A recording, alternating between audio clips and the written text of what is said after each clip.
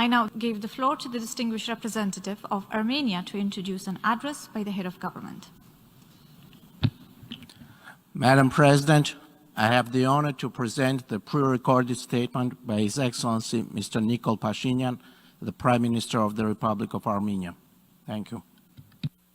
Mr. Secretary General, Excellencies, ladies and gentlemen, we commemorate the 75th anniversary of the United Nations in difficult times for humanity in many aspects, including for the architecture of international relations and our shared institutions that channel international cooperation and provide a framework for achieving common goals. Sovereignty of all states, no matter size and power, is better maintained, and national interests are better served in the current system when there is respect for international law, including, first of all, the UN Charter. The United Nations had a vocation to converge the everlasting dualism of international relations expressed in the natural selfishness of states and equally natural need for cooperation. The United Nations proved its vitality by converging these two seemingly incompatible notions into an effective global system of sovereign nations united by common values and principles, sharing a common vision for the future and having the determination to have common institutions of cooperation. By effectively implementing the principle of self-determination of peoples, the United Nations gave birth certificates to or helped restore the independence of more than 100 states. Many peoples, as never before in the history of humanity, received the chance to have their say in world affairs and to realize their potential of development, setting their nations on the path of prosperity. Some might assume that this process stopped with the end of the Cold War, but that might be an illusion. Rejection of the right of self-determination could only lead to oppression and further violence. It would profoundly contradict the core values of the United Nations and the historical evolution of the global international order. The emergence of a number of states within the last 2 decades is the best evidence of that trend.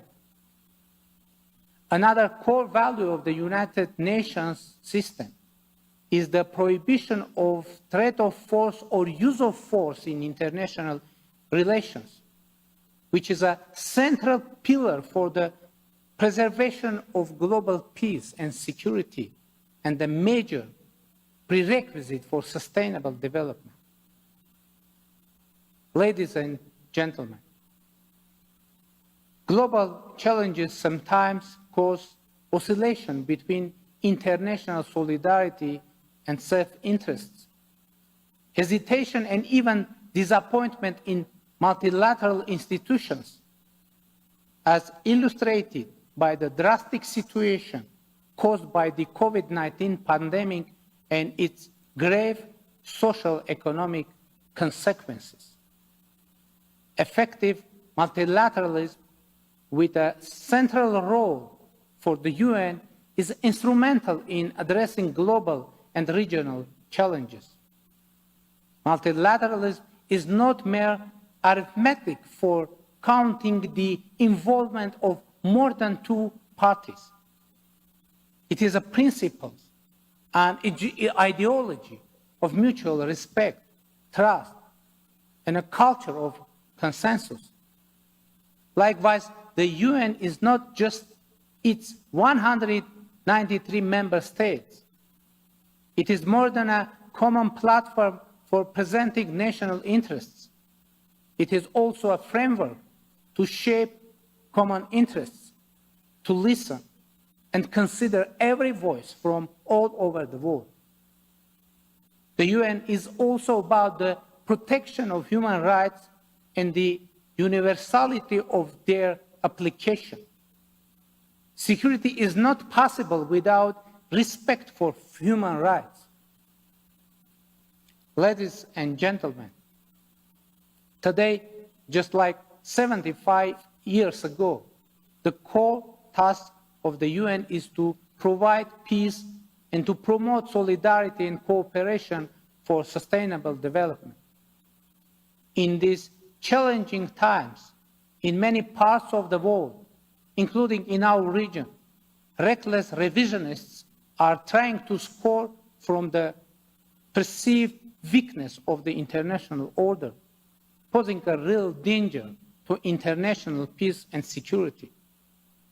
Social engineering of historic memories and even appropriation of the civilizational heritage of others are becoming commonplace.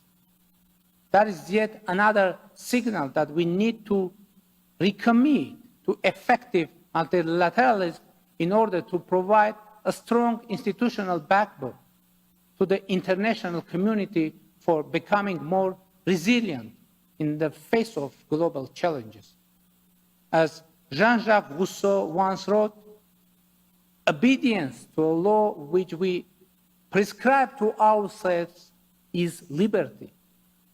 As I congratulate all of us on this occasion, I would like to reiterate Armenia's strong determination to join the common efforts aimed at achieving a better international order based on international law and the shared values of freedom and justice. Thank you for your attention. I wish to thank the Prime Minister of the Republic of Armenia for the statement just made.